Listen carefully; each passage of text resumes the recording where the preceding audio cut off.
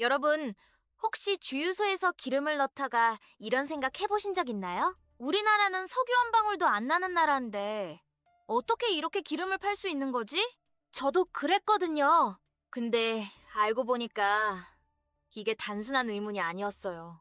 이 질문, 하나의 대한민국 경제에 진짜 비밀이 숨어 있었습니다. 오늘 제가 얘기할 건 바로 대한민국 정유 산업이에요. 반도체, 자동차, 이런 거 다 제쳐두고 사실 우리나라를 먹여 살리는 핵심 산업 중 하나거든요. 근데 지금 이 산업이 엄청난 위기에 처해 있어요. 이유가 뭘까요? 바로 저 멀리 중동의 좁은 바닷길 호르무즈 해협이라는 곳 때문입니다. 지금 그 바닷길이 흔들리면서 우리가 쓰는 기름값, 공장에서 만드는 플라스틱, 심지어 스마트폰 만드는 비용까지 줄줄이 오르는 상황이 벌어지고 있어요. 나랑 무슨 상관이야? 라고 생각하실 수도 있는데요. 아니요. 직접적으로 연결돼 있습니다. 오늘 이 영상 하나로 뉴스에서 맨날 나오는 원유, 정제, 호르무즈라는 단어들이 내 지갑이랑 어떻게 연결되는지 완전히 이해하고 가실 수 있어요. 딱 끝까지만 봐주세요. 시작합니다. 왜 우리는 중동 석유에서 못 벗어나나? 자, 그럼 본격적으로 들어가 볼게요. 첫 번째 이야기. 왜 우리나라는 중동 석유에서 벗어나지 못할까? 혹시 이런 생각 해보신 분 있으세요? 그냥 미국 석유 사면 되는 거 아닌가? 아니면 다른 나라고 사면 되잖아. 맞아요. 당연히 그렇게 생각할 수 있어요. 근데 현실은 그게 그렇게 간단하지가 않아요. 비유를 하나 들어볼게요. 여러분 집에 있는 밥솥 있잖아요. 그 밥솥은 한국 쌀에 맞게 설계돼 있거든요. 만약 거기다가 인디카 쌀, 그러니까 동남아시아 쌀 넣으면 어떻게 될까요? 밥이 제대로 안 돼요. 질감도 다르고 물량도 달라야 하고. 우리나라 정유 공장이 딱 그 상황이에요. 수십 년 동안 중동 석유에 맞춰서 설비를 최적화해 온 거거든요. 중동 석유는 황성분이 많고 끈적끈적한 편인데 우리나라 공장들은 바로 그런 원유에서 휘발유, 경유 같은 고부가 가치 제품을 최대한 많이 뽑아낼 수 있도록 특화 설계가 돼 있어요. 이걸 업계에서는 고도화 설비라고 불러요. 만약 여기다가 미국산 경지류를 넣으면 설비 효율이 뚝 떨어지고 오히려 손해가 나요. 거기다가 물류비 문제도 있어요. 중동에서 우리나라까지 배로 오면 약 20일에서 25일이 걸려요. 근데 미국에서 가져오려면 파나마 운하를 거쳐야 하는데 최소 30일에서 40일이 걸려요. 배 한 척 빌리는 데만 어마어마한 돈이 드는데 날짜가 길어질수록 그 비용이 기하급수적으로 올라가거든요. 전문가들 계산으로는 중동 석유가 다른 지역보다 배럴당 약 1달러 이상 저렴하게 먹힌다고 해요. 고작 1달러? 라고 할 수 있는데요. 하루에 수백만 배럴을 처리하는 정유사 입장에선 연간 수천억 원 차이가 나는 금액이에요. 결론은 우리가 중동 석유에 의존하는 건 습관이 아니라 수십 년에 걸쳐 형성된 기술적 경제적 구조예요. 쉽게 바꿀 수가 없는 거죠.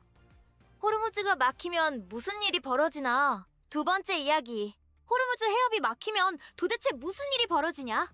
지도를 한번 떠올려 보세요. 중동. 그러니까 사우디아라비아, 이란, 이라크 이런 나라들이 있는 곳의 끝자락에 아주 좁은 바닷길이 하나 있어요. 폭이 가장 좁은 곳은 겨우 33km밖에 안 돼요. 그게 바로 호르무즈 해협이에요. 근데 이 좁은 바닷길로 전 세계 바다 위를 떠다니는 석유의 약 3분의 1이 통과해요. 엄청난 양이죠. 지금 이 해협 주변이 군사적으로 긴장 상태예요. 그러자 시장에서 이상한 일이 벌어지기 시작했어요. 원래 석유 가격 상식이 어떻냐면요. 중동산 두바이유는 미국산 WTI나 영국 북해산 브렌트유보다 배럴 당일 3달러 정도 싸요. 품질이 좀 낮기 때문이에요. 이게 수십 년 동안 유지되어 온 시장의 상식이었어요. 근데 이 상식이 완전히 뒤집혔어요. 이쯤 되면 이런 생각 드실 거예요. 그럼 우리나라 정유산업 망한 거 아니야? 아니에요. 오히려 반대로 위기 속에서도 우리 정유사들이 버티는 데는 이유가 있어요. 우리나라 정유사사, SK에너지, GS칼텍스, S오일, HD 현대오일뱅크 이 네 회사들의 공장은 전 세계 기준으로 봐도 엄청난 수준이에요. 단일 공장 기준으로 SK에너지 울산 공장이 세계 3위, GS 칼텍스 여수 공장이 5위, SO일 온산 공장이 6위예요. 그냥 큰 게 아니라 기술적으로도 최정상급이라는 뜻이에요. 고도화율이라는 지표가 있는데요. 저품질의 원유에서 얼마나 비싼 제품을 많이 뽑아내느냐를 보여주는 수치예요. HD 현대오일뱅크는 이게 무려 41.7%예요. 세계 최고 수준이죠. 쉽게 말하면 싸구려 원유 넣어도 고급 휘발유랑 고급 경유를 엄청 많이 뽑아낸다는 거예요. 또 하나 재밌는 게 있어요.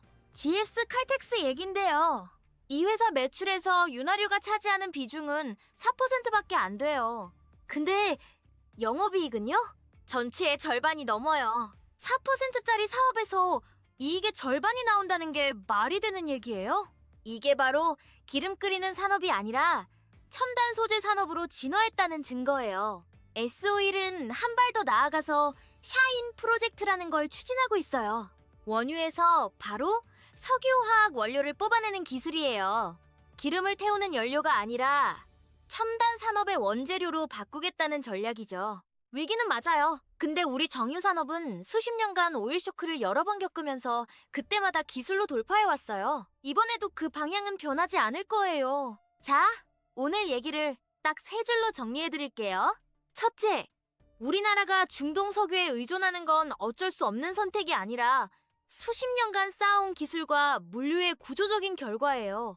둘째, 호르무즈 해협 하나가 흔들리면 그 충격이 정유 공장에서 끝나지 않고 석유화학, 반도체, 자동차, 그리고 우리가 매일 쓰는 물건가까지 연쇄적으로 튀어올라요. 셋째, 우리 정유사들은 세계 최고 수준의 기술력으로 위기를 버티고 있지만 공급선 다변화와 친환경 전환이라는 숙제는 여전히 현재 진행형이에요. 사실 저도 이 내용 공부하기 전까지는 정유산업이 그냥 기름 끓이는 곳인 줄 알았어요. 근데 알고 보니 우리나라 경제에서 반도체만큼이나 중요한 핵심축이더라고요. 그리고 솔직히 이런 생각도 들었어요. 뉴스에서 중동 긴장이라고 할 때 나는 그냥 남의 나라 얘기로 넘겼는데 근데 그게 바로 다음 달 내 주유비, 내 전기요금, 마트 물가로 연결되는 얘기였던 거죠. 경제는 멀리 있는 게 아니에요. 호르무즈 해협 33km짜리 바닷길이 내 삶의 물가를 바꿀 수 있다는 것, 오늘 그 연결고리 하나는 확실히 잡고 가셨으면 해요. 다음 영상에서는 이 위기에서 실제로 수혜를 받는 기업과 손해를 보는 기업이 어떻게 갈리는지 투자자 시각에서 한번 풀어볼게요. 오늘도 끝까지 봐주셔서 진심으로 감사합니다. 구독과 좋아요는 이런 영상을 계속 만들 수 있는 가장 큰 힘이에요. 다음에 또 만나요.